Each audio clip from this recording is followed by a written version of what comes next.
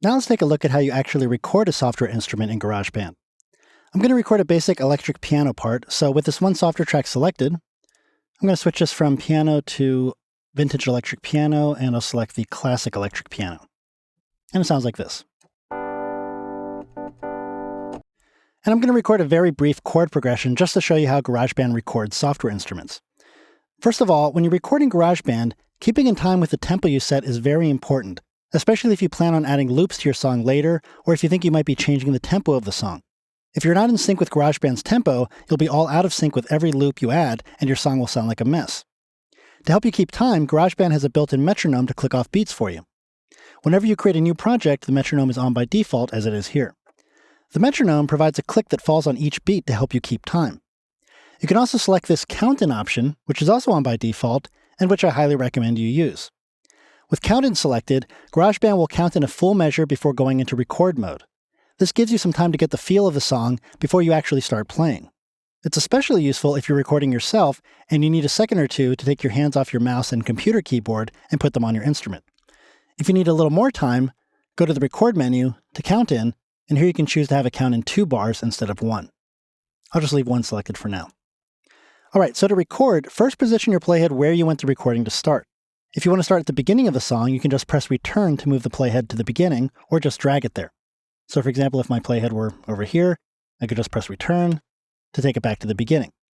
Now, by the way, pressing return in this case is not the same as pressing the enter key next to the numeric keypad on your keyboard, if it has one. Pressing enter is the same as pressing the space bar, and the song will start playing when you press enter.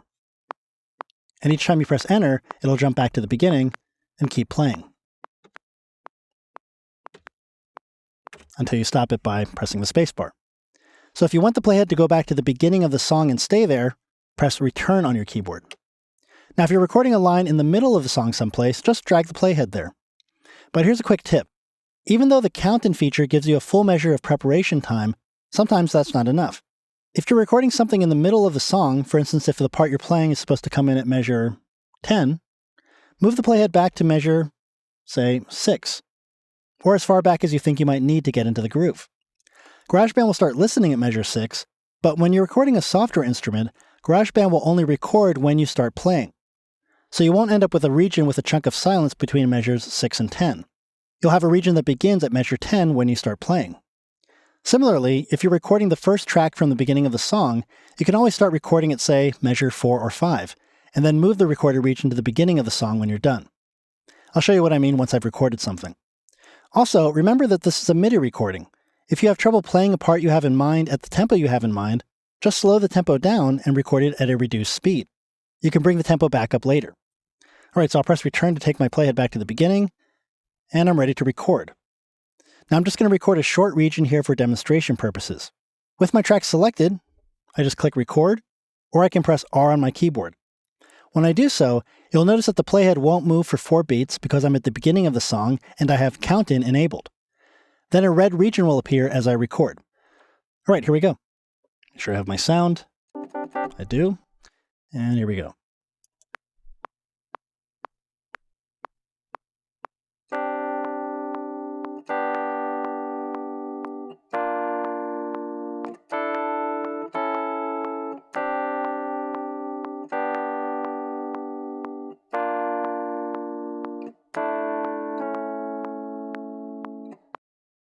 And to stop the recording, I just press the space bar. Let me just close the library for a moment here so we can see more of this region. And you'll notice that even though we started recording at the beginning of the song, the region doesn't begin until measure 2, where I hit my first notes. So because I was recording the first track, I was giving myself plenty of time to get ready. But I can now move this to the beginning of the song if I wanted to start right at measure 1. For that matter, I can drag it anywhere else on the track. But I'll leave it at measure 2 for now.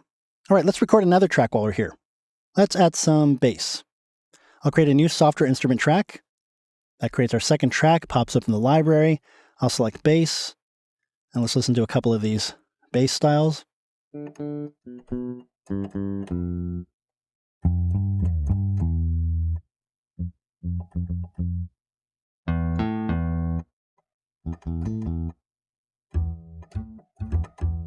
Let's try the fingerstyle bass to start here.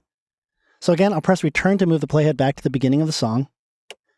The bass track is selected because that's the track I want to record to, and I'll press R on my keyboard to start recording.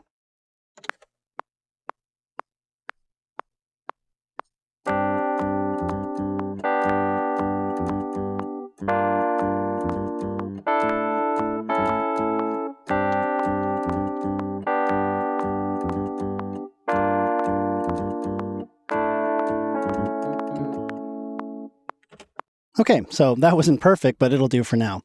Again, we'll see shortly, the beauty of working with software instruments is that you can fix all kinds of issues after the fact, like timing, tuning, and so on.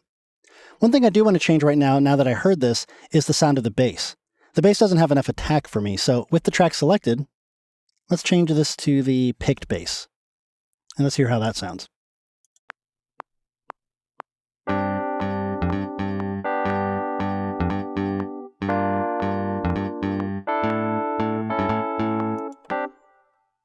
So just like that, I have a whole new bass playing the same part that I just recorded. All right, so there you have the basics of recording a software instrument track.